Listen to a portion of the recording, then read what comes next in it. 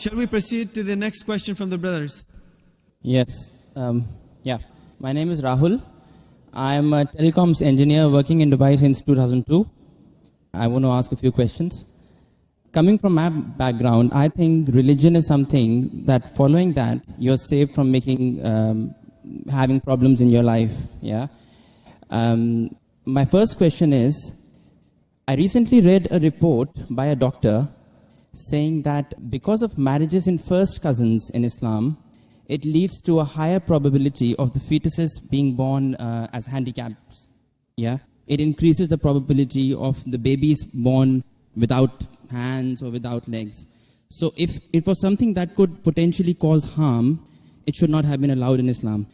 Another point I would like to add to the same question is, recently I suffered a little bit of a BP, and I went to the doctor, and the first thing he said to me is that stop eating red meat, which is again allowed in Islam. So I would think that if these things could be harmful to the human body, these should not have been allowed by who has created us. So if you can clarify me on that. The brothers asked two questions. The first question that is talking about consanguineous marriages. Consanguineous marriages means marriage between close relatives. In English it's called as consanguineous marriages. And in consanguineous marriages, medical science tells us today, there are high chances of genetic problems. And I do agree with the brother. Yes. So why does Islam permit that? Yes. It's clearly mentioned in the Quran in Surah Nisa chapter number 4, verse number 22 to 24, the woman who you can marry and the woman who you cannot marry is mentioned there. Amongst them, it's clearly mentioned you cannot marry your sister and a lady cannot marry the brother. It's mentioned. Neither the father, neither the mother. You cannot marry the brother of your father, the ladies, and you cannot marry the sister of your father. That means the important close relatives are mentioned in the Quran. Brother, sister cannot marry, son and mother, father and daughter, paternal uncle, maternal uncle can't marry. But as far as first cousins are concerned, Islam does give permission. Now, as far as consanguineous marriages are concerned, the maximum problem comes when you marry your direct blood brother and sister. Consanguineous marriage.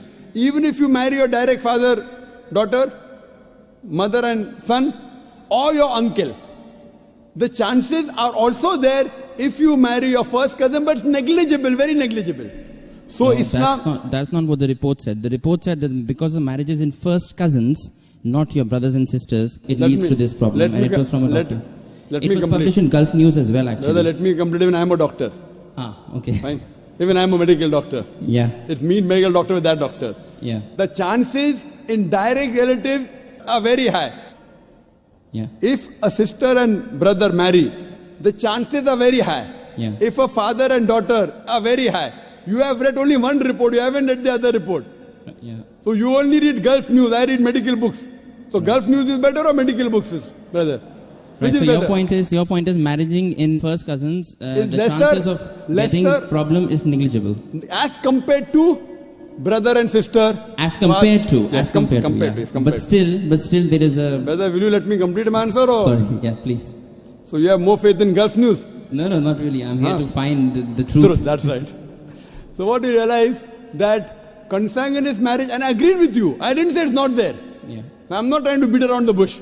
But compared it is negligible.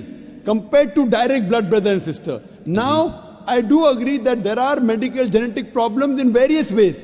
But this report is there when you have continuously generation after generation. According to Dr. Ahmad Sakari says, the Prophet said, do not marry first cousins generation after generation. If you do it once or twice, it is no problem. Yet, even if you marry not cousins also, you can get a problem. Do you know that? Yeah. So that doesn't mean that you stop marriage only. Right, so there is a hadith which says that do not do it generation after generation. Yes, but otherwise, generally there's no problem. Right. Fine? Okay. So coming to your second question. Yeah. You went to a doctor and you said you had high BP. Yes. Doctor said you have red meat. Yes. So why does Islam allow red meat? Yes. You know, my friend went to a doctor and doctor said you have diabetes, don't have sugar. Brother, why do you have sugar? Right. Why? Don't have sugar. My friend went to a doctor said you have diabetes, don't have sugar. Brother, do you have sugar? Yes, of course. Why you have sugar? Stop having sugar. Yeah, but we can live on vegetables, easily possible. Can you live without having sugar? Can you live without having sugar? Even vegetarians have sugar, brother. Yeah. Are you educated? Yeah. MashaAllah. The problem is that person had a problem with his pancreas. Yeah. In the pancreas, there are islets of Langerhans which break down the sugar. Because my friend had a problem in the pancreas, he could not break down the sugar. Therefore, the doctor said, don't have sugar. Right. So if you have some problem of red meat, you should not have red meat. Others can have red meat. Right. The Quran says, a general statement Quran says, eat what is halal and tayyib for you. There's a verse in the Quran, eat what is halal and tayyib for you. For a person suffering from diabetes, sugar is not tayyib. So according to the Quran, a person having diabetes should have less sugar. It's a general statement. Eat what is halal and tayyib for you. That means certain things which is good for others may not be good for you.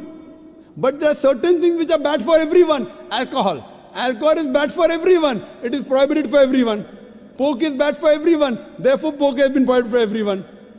What do you realize? Certain food, because of the way your metabolism is made, because it's a problem for you, doesn't mean that everyone should abstain from it. Hope that answers the question, brother. Sure. Okay. My next question is, Islam allows marriages, a husband to marry more than one wife, 4 wives. Is it compulsory to take the permission from the wife before marrying that second one?